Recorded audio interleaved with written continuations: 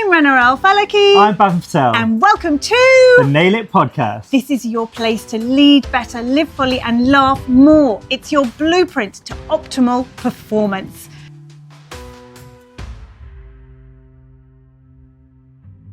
Welcome to another episode of the Nail It Podcast. We have one hell of a treat for you. But first of all, what's the Nail It Podcast all about, Bav? It's all about leading better, living fully, laughing more. Yay!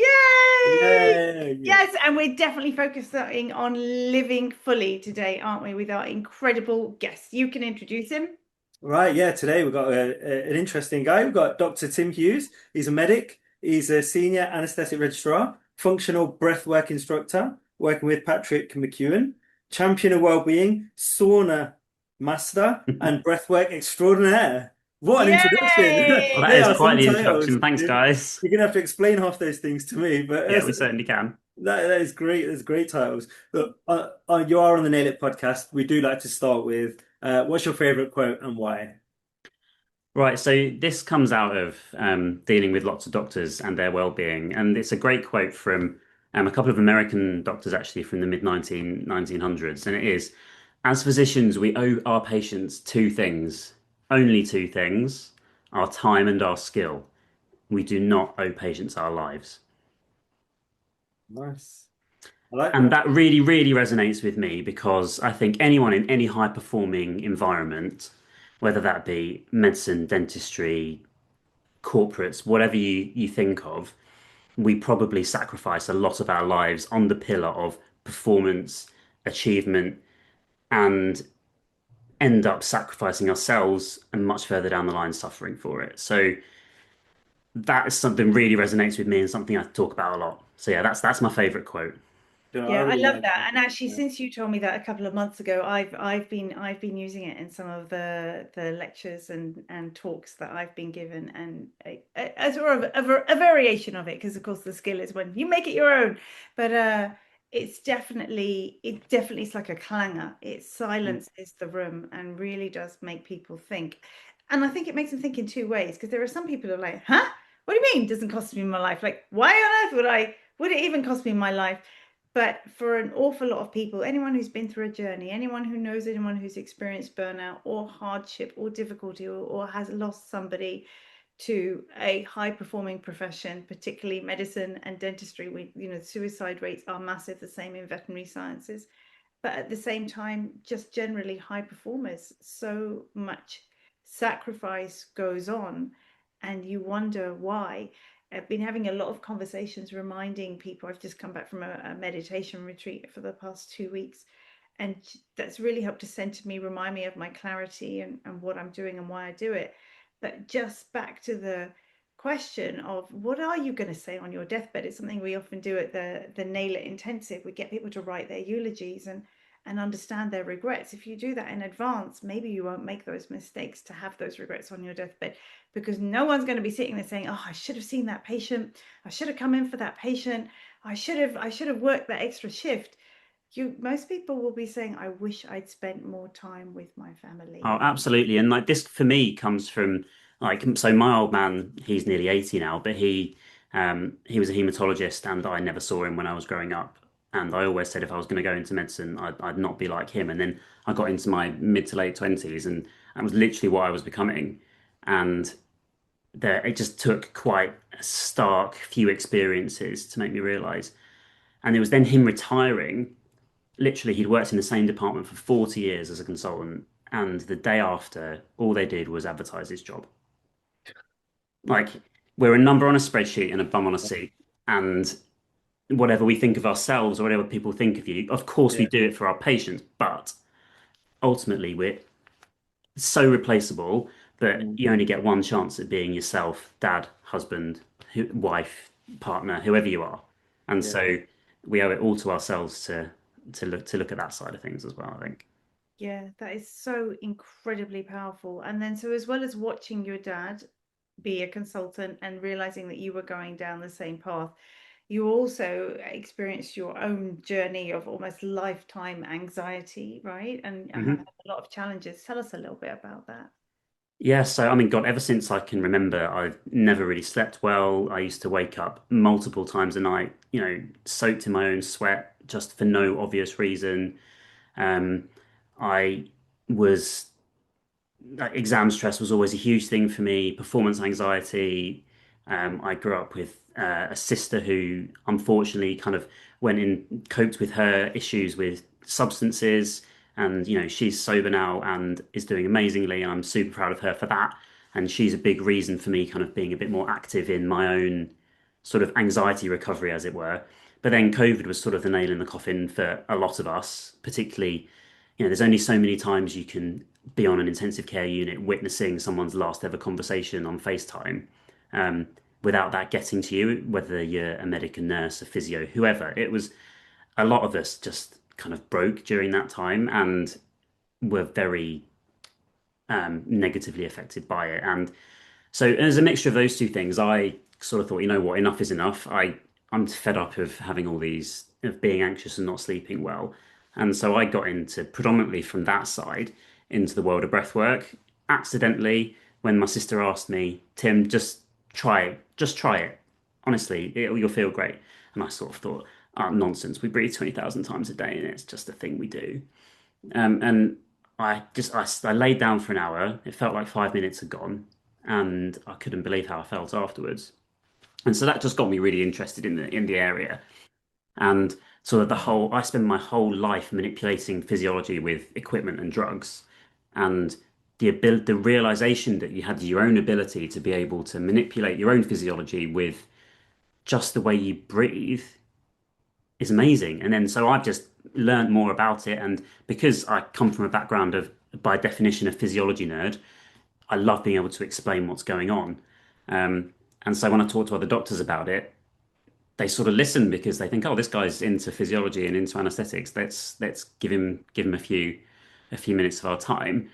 And the beauty about breathing in particular is you just get to, it's with you the whole time. You could be in the car, you could be in the middle of having a difficult conversation with a colleague or with a patient, and you can do things silently that can really help regulate to improve decision making, improve sleep, improve your own physiological response to stress. Oh, it's huge, and the potential is massive for it. So I got into it from that, and my sleep's improved enormously. My daily stress is way lower. And although, of course, we have stressful days, I'm now so much more aware of my own physiology that I know how to kind of combat that.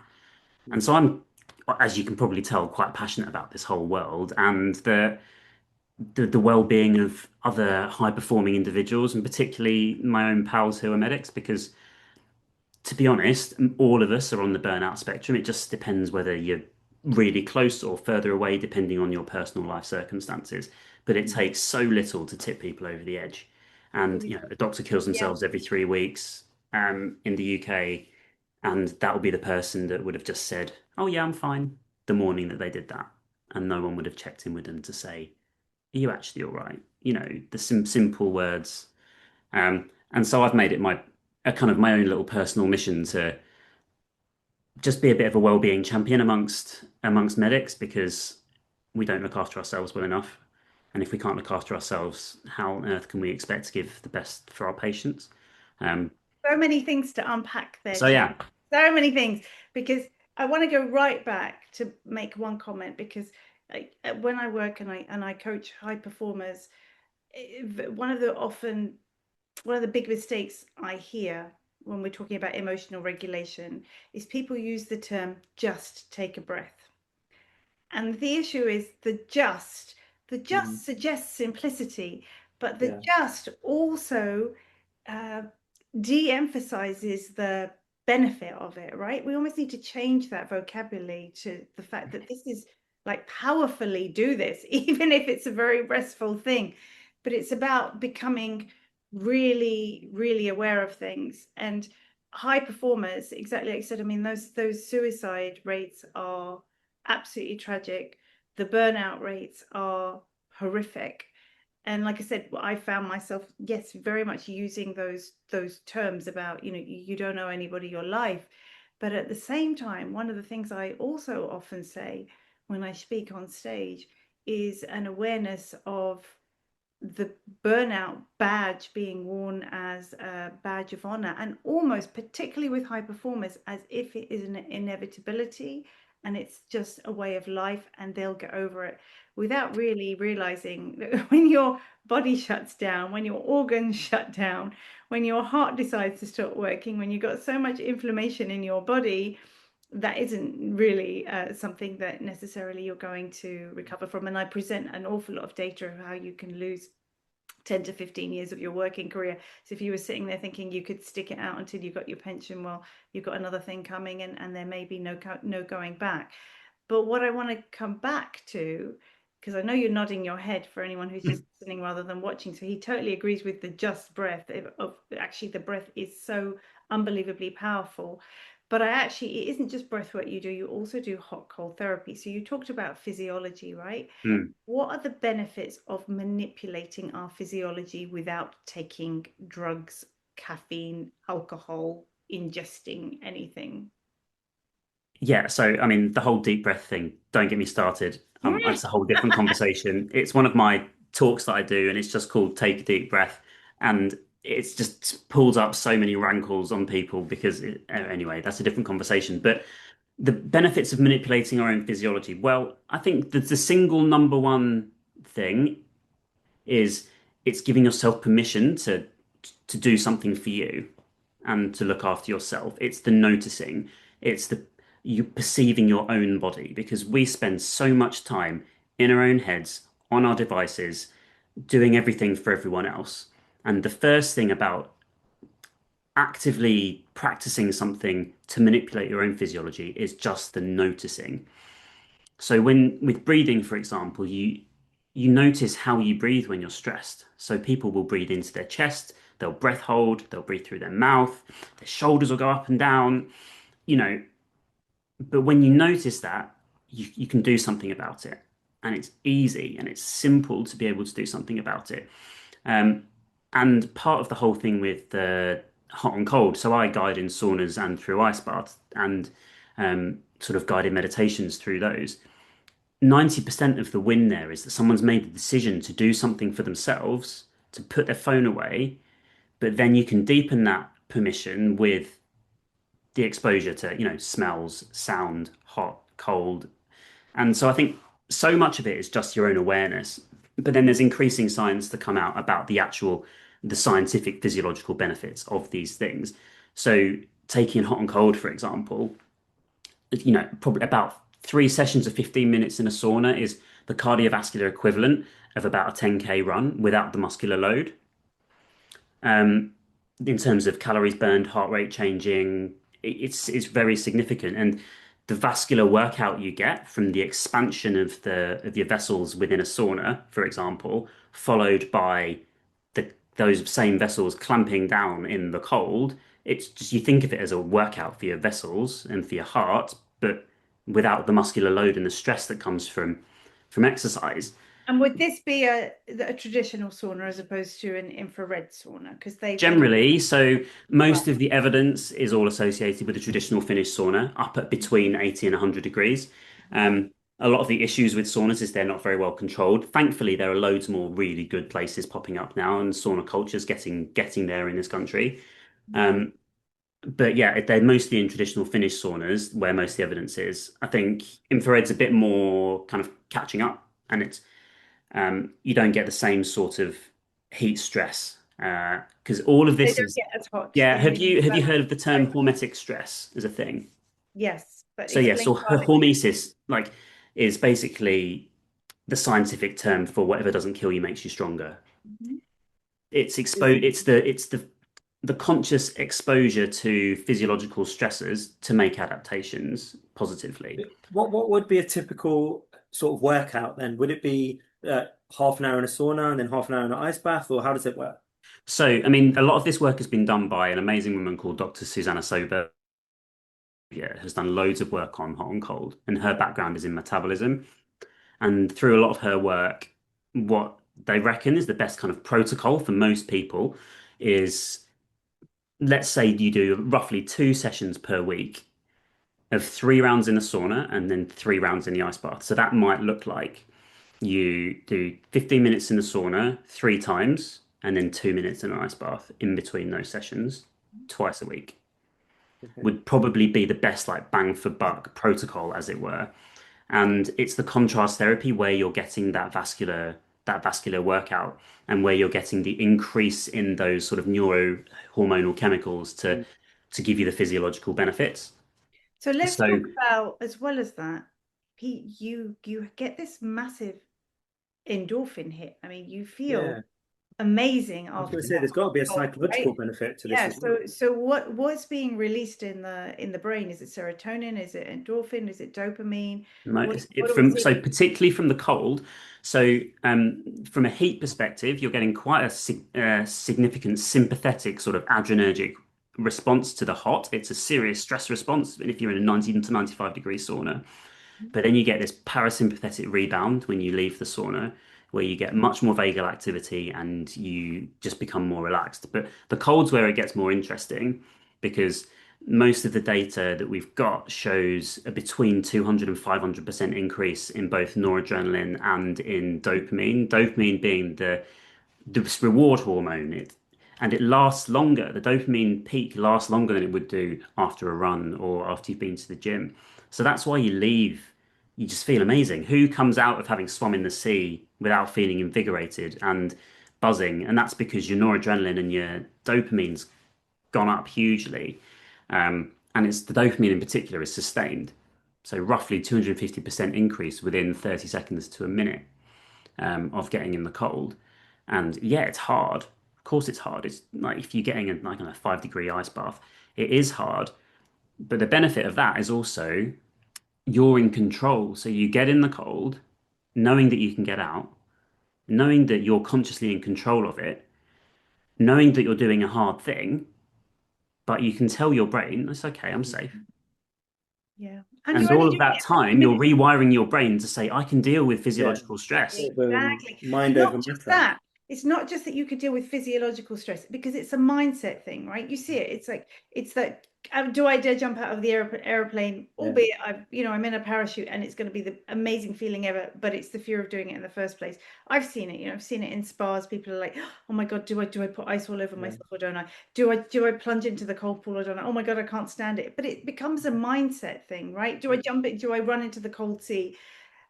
Albeit, please, anyone listening to this, please Don't do check anything. yourself medically before, because we don't want you having heart attacks and dying on us. But that becomes a mindset thing, right? And it becomes something that you start to train the neuroplasticity of your brain afterwards. Of I achieved that. It's something you can draw back on for any other task you want to set yourself, because Yeah. that teaches you skills not just to get into a cold plunge again. It teaches you skills to say, I can overcome a fear. I can rationalize a fear, a fake fear, a fake evidence appearing real. I can overcome things. I have strength, and it builds your resilience, your mindset, your heart set, your soul set, and your body set, right? Yeah, and the beauty of this is it's not just the mindset, it's you're exposing yourself to a pure physiological stress Yep. and you are rewiring your brain to say, I can cope with physiological stress. And Mm. so one of the biggest things for me personally doing all of this has been I've worn a Whoop for years now, and my cardiovascular strain of a busy on call day is far lower. And I look at my heart rate response to stressful situations. So, like, for example, I do a lot of obstetric anesthesia. So it's very stressful when you have to do an emergency cesarean and that patient needs to go off to sleep because there's lots of high risks with a general anesthetic for a cesarean. And a few years ago, like my heart rate be through the roof with this, but now I use that minute or two we put some oxygen on a patient first as their breathing time, as my breathing time, and I can feel my heart rate coming down. And there's really good evidence to show that if you can control your heart rate by using your breath in a physiological stressful scenario, your fine motor skills and your decision making skills both improve. So that's an example of using the breath. But now with the more kind of regular practice of like the hot and cold breathing, it's much less intentional. I just don't get as stressed by these situations and I can function better because Yeah. I've so many times exposing myself to this stress and I'm now feeling, I can do this. I'm used to being physiologically stressed and still coping. So there's so many facets to it that are wildly beneficial. And there's So too you've much got anecdotal evidence to ignore. The problem is Yeah. getting hot and cold and breathing doesn't come with much cash, and does you can't do massive RCTs from a pharma company that is published. But Well, there's a too pharma much company evidence. isn't going There's to want too to do much, it yeah, and there's too because they much don't have anecdotal any evidence to drugs to ignore sell. it, right? So, Yeah, um, they yeah, wouldn't have any drugs to sell, so why would they do it? But what's exactly. interesting, I thought about the parallel there when you said, okay, right, I'm so used to physiological stress now that it doesn't produce the same response. However, people who experience burnout also normalize the stress and aspects happen in their brain and they get the amygdala hijack that they're unable to even recognize stress because what is high stress for someone else becomes so normalized that it tips them over the edge. Yeah. So what's the difference there? Because that bit's dangerous. And from what you're saying, the training yourself to normalize physiological stress as opposed to psychological stress is fine. Well, I think it all comes back to the element that you're in control. So much of the stress that we get from people, from albeit from being burnt out, is so much of this doesn't come from within our conscious control. Yeah. We can decide to go for a run. We can decide to get into a sauna. We can decide to get into an ice bath, knowing that it will end. Whereas we can't control those external things that are placed upon us, and so we have to normalize them to keep coping. I mean, I don't know all the evidence, but that's to me seems like the biggest difference in those two scenarios. Yeah. Um, The it's idea that that stress it's that becomes element of control and knowledge that you can do things versus what you can't yeah. have any And control yeah, over. the idea that stress actually, when we think about there's the physiological stress, but most of the time people feel stress when they don't feel in control, right? Absolutely. Tim, you said that you've actually physically been able to measure this with your Whoop over the last 4 years or so. So you've actually Yeah. seen yourself with the biggest difference. Is there like a hack you could give to our listeners that you think the biggest hack that you found beneficial on yourself that you've physiologically seen that has improved your decision making or when you're very stressed in a high stressful situation? What do you do? Breathing. Very simply. So practicing that there are multiple people have heard of multiple different breathing techniques.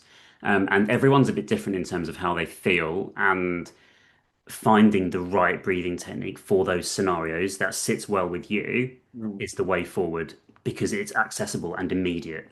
So right. the single thing for me is when I start, I breath hold when I'm stressed.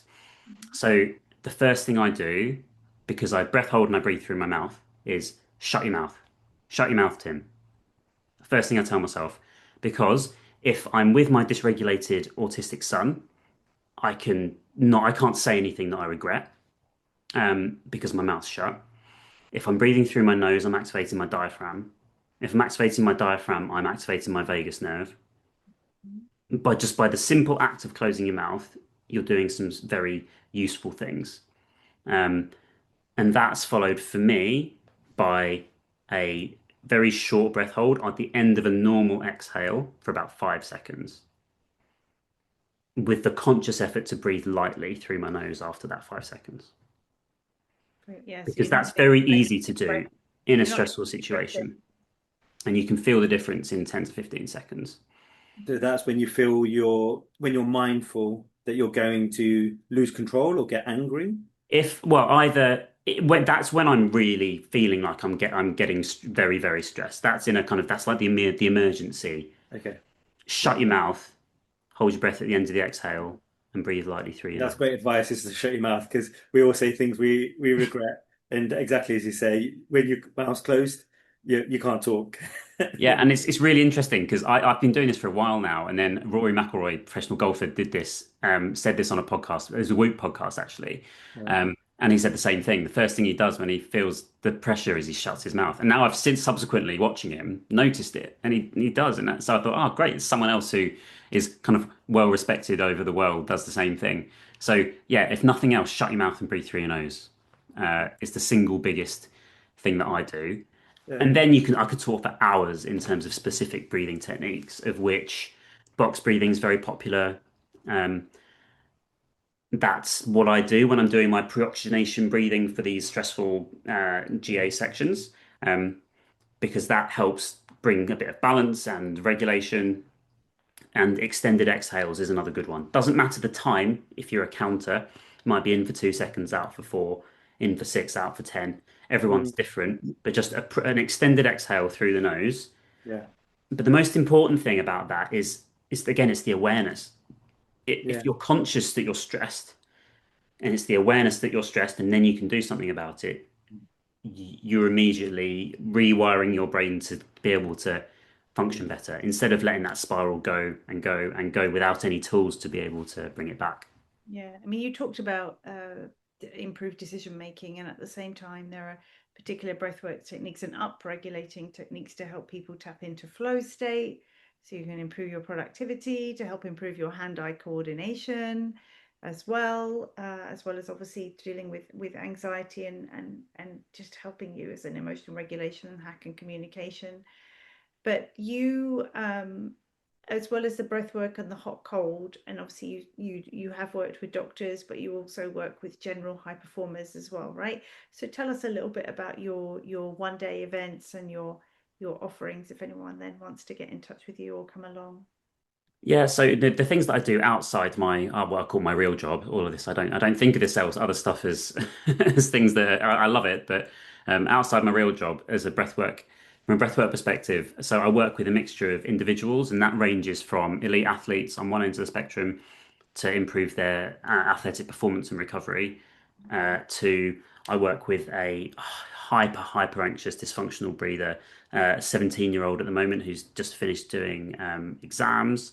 And there was a specific focus over the last few months with oral exams because she was really struggling to be able with stuttering and hiccuping and having lots of issues. So those are two ends of the spectrum that I work with from an individual point of view. I love the individual work because you can really get into the weeds with someone's personal breathing pattern and see very tangible differences. But then I'll also run group workshops from anything. I'm booked in to do some stuff with some students next year, with different ages of students to try and help with their stress management, and do lots of work with doctors from a both during the middle. So I sometimes do it in the middle of courses. I'll just say, right, let's have lunch and let's do 10 minutes of breathing. And the ones that will engage in it love it and it's fun. Um, so I can do, and you can tailor it anything between half an hour and multiple hours of education and then letting you feel it. And the thing that I've developed this year with a great friend and colleague, a chap in Birmingham called Dr. James Brunning, he's a consultant anaesthetist and well-being lead who's done this stuff. He's got a very similar story to me. He's about 10 years older, who has got into the well-being world a bit more, and he just gave me the bravery to just do it and see if you feel passionately about it, just try and do something. And because both of us are relatively unique, being anaesthetists that manipulate physiology through, want of a better word, woo-woo things, because that's what doctors think breathing is. Uh, that we've just gone ahead and run some events. And so the 1 day event I run for doctors is CPDable. So it's a study day, which people love because they can take a day at work to be in like a premium wellness space where we spend the morning doing mostly education, relating to physiology of breath work and some practical stuff, how you can really relate that to your day-to-day existence. And then also, I do a hot and cold talk. James does a talk about a bit more holistically about well-being and with lots of space in between to reflect and connect amongst colleagues, which is that's where the magic stuff really happens, is being given permission to openly discuss what's going on, you know. And then we spend the afternoon doing practical things. So we do about an hour of guided breath work on really super down regulating, and then I guide people in the sauna and in the ice baths, which is sort of meditation, aromatherapy, amazing music, and so then just leaves people feeling amazing. And so it's a whole sounds like a CPDable great study day. day Yeah, yeah, where you get to learn some stuff and feel great, and then hopefully just go away with some practical. I'm all about the practical tools that people can take away, yeah. based on sound physiological knowledge. And then if they want to get more into it, I could talk about it all day and they can come and work with me. Wow. Yeah, absolutely love that. So we'll make sure we have those links in the Yeah, notes for that. It sounds like one of our Nail It days, right? yeah, yeah. Same Sounds thing. awesome. Well, same thing. It's like it's transformative, right? But we'll give you CPD. Yeah, But and that's but what you will sells it to a feel lot of people. transformed in the process. That's what Yeah. sells it. And I sort of went a long way into thinking, God, is this okay? Am I allowed to do this? But when you start looking at all of the figures, we're in desperate need, like high performers in general. But you know, I do a lot of obstetrics, and in obstetrics and gynecology, as the surgeons, like the figures for particularly their registrars, it is horrifying in terms of the number of them that are really suffering. And the comments with the feedback comments we've had from them have, in particular, have just said this stuff has to be mandatory. We can't survive without knowing how to look after ourselves. And a couple of fascinating things that I've read recently. So, like the word priority didn't have a plural until the early 1900s. Mhm. There was only one priority. There wasn't millions that we normally have now. And also, think about how much the human race has evolved over the last couple of thousand years. Not a great deal, but think about how much the world around us has changed. And so we've not evolved to cope with that. And there's no wonder we're all suffering. And But it's what we say is that you can't look after others until you look after yourself. It's like the first number one thing you get on an airline. You put your own breath the mask on before looking after others, right? You can't help anyone absolutely. else if you're suffering and you're ill yourself. Who can you help? But we're a world of high performers and we've got to achieve. And it's all about what next? What can we do? How can I prove that I can cope? We talk about, we define ourselves by our achievements. Yeah. That is the addiction. And it is. And it's what next? What next? Yeah. What next? What next? It's quite funny though. The high achievers, they're more likely to look after their supercars than themselves. And that's the problem, right? Yep. You And put they're the the ones right that oil die. in They're the there. ones that have their catastrophic stroke a year after they retire. Yeah, this is the problem, isn't it? That's what we're all about. Before we So, get yeah. on to our last question about the Nail It podcast, I do just want to just bring you back to the vasal activation because again, this is a very common topic. People do hear about it. I talk about it a lot. This idea of understanding what vagal toning is Yeah. and the benefits So, of it. right. So, I mean, without wanting to be in too much detail about the autonomic nervous system, vagus nerve is our predominant parasympathetic traffic that goes from the brain down and from the body up. And 80% of the traffic is from the body up, and about 20% of the traffic is from the brain down, of which everything goes through the diaphragm. So that's why breathing can be so powerful to affect the autonomic nervous system. And to sort of simplify it, the more we can be in a more parasympathetic state, the less physiological load and stress our bodies will be under, the better decisions we'll make, and the better we'll sleep, we'll have lower cortisol, um, everything's a bit better. Everything's softer. That's one of the things that Patrick says with this lovely kind of Irish lilt. When you breathe through your nose, through your diaphragm, everything's just a bit softer. And it's just so true. And so living in that more parasympathetic state, of course, we need to be running away from the tiger occasionally with our adrenaline, but unfortunately, many of us are physiologically running away from the tiger most of the time. And the exhausted and tired but wired thing, it comes up endlessly. And that's just chronic overactivation. And finding tools to try and downregulate and become more parasympathetic, I think, uh, is the optimum goal that I'm after. I think a lot of us in the world are in need of downregulation rather than too much more upregulation. So that's most of what I do. Um, but yeah, the whole autonomic nervous system is very, very kind of topical. There's loads of people talking about nervous system regulation, vagal tone. Essentially, it's just the proportion of your own being that is governed by that rest and digest side of your nervous system. And we can have a direct impact on that by engaging in certain things. Humming, for example. Humming's amazing for it. So with the slightly more adventurous groups, I quite like to get them doing a bit of humming, and then they just think, oh my God, how did I feel so great? And if they really want to intensify it, to put their hands over their ears and hum a bit more. And you can't put your finger on it, but everyone feels better. And that's probably because you're getting a bit more vagal activity and you just feel a bit more chilled. I used to always hum when I was operating on patients. Yeah. I didn't even notice. It was one of my patients used to say, "Do you realize that you're humming all the time?" I'm like, really? I had no idea about that. When I So, coach people through the cold, it's all about using your breath to get yourself yeah. through the cold, and humming's a great one for it.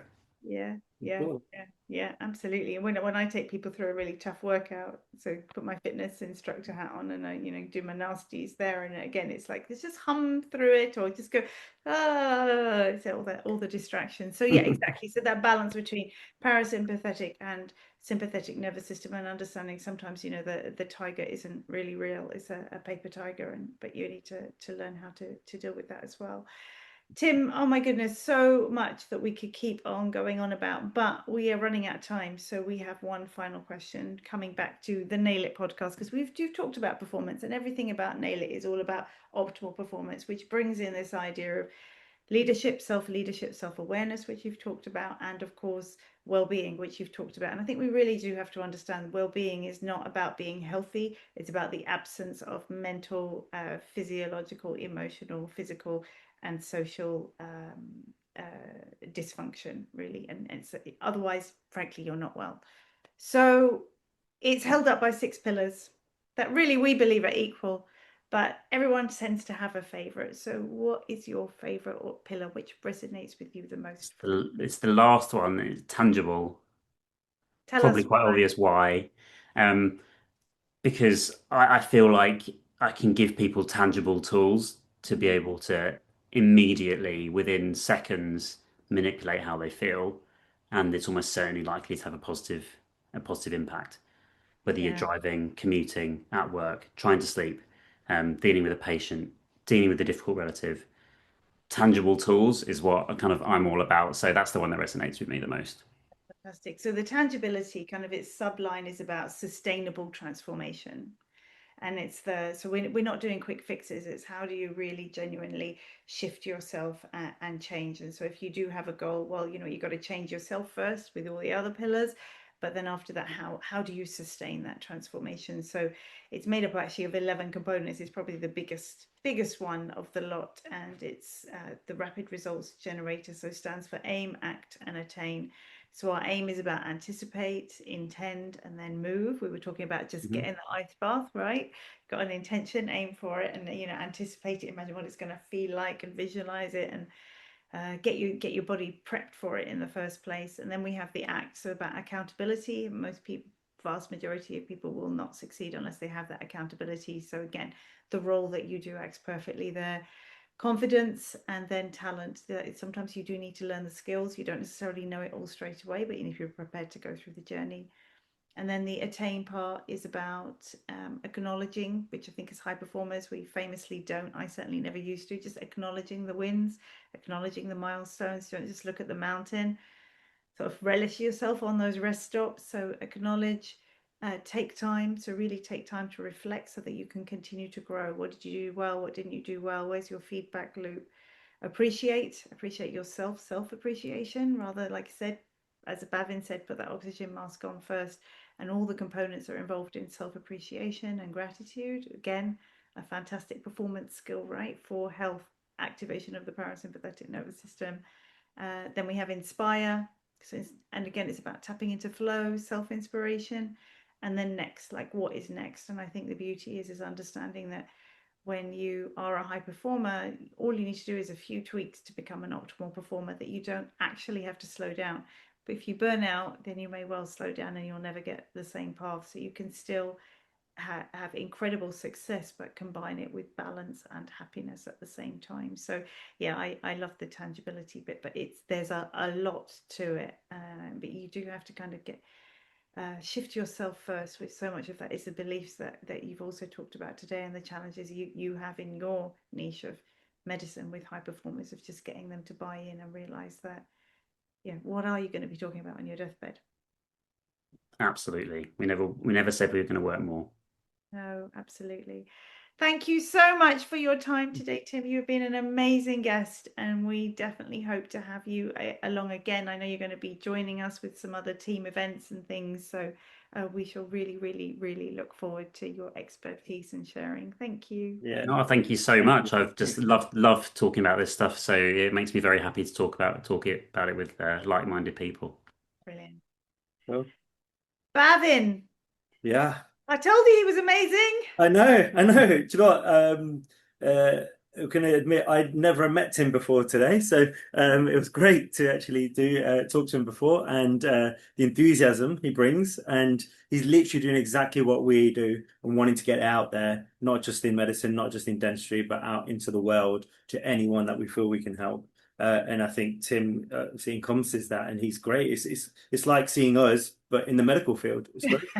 It's great. He's got the same hairstyle as well. So. Ah, but it's so much, isn't it? It's the power of the Yeah. breath, and just how much it can do, and yet Yeah. it's free. You know, you don't take it for granted. It's similar to the kind of talk I talk about intuition, don't I? And I just say, look, this is part of you, and it's free, and Yeah. it's an amazing decision maker. So you have it, and I love the way he can bring the science, the idea of the nervous systems, the brain, the physiology, the body, but not forgetting that part of it is just the self-awareness.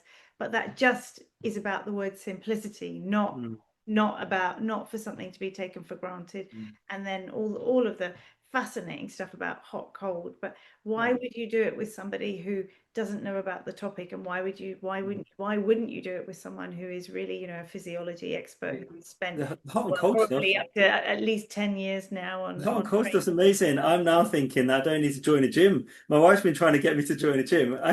She Don't does join the 10K. I could just go and do his hot and cold thing, and it's or like get a sauna and then jump into your swimming pool. You'll be Yeah, fine. I could do that. Do you know, Yeah. I was literally thinking that there's a Michael McIntyre set, isn't there? It's like it's one of those getting into the pool, and it's like, no, it's cold, it's cold. It's like it's fine once you're in, and that's the tagline. Is like it's everyone says that. Oh yeah, once you're in, you're fine, but it's just getting in and making that move. Just make the decision Um, to go for it. it's That's great. It's absolutely great. Yeah, brilliant. that's a great Oh, workout. yeah. Well, an amazing episode. If you do want to get in touch with Tim, then please do check out the notes. He has got some events up in Sheffield and stuff coming up in London, and they really are incredible and open to you as well if you would like to go.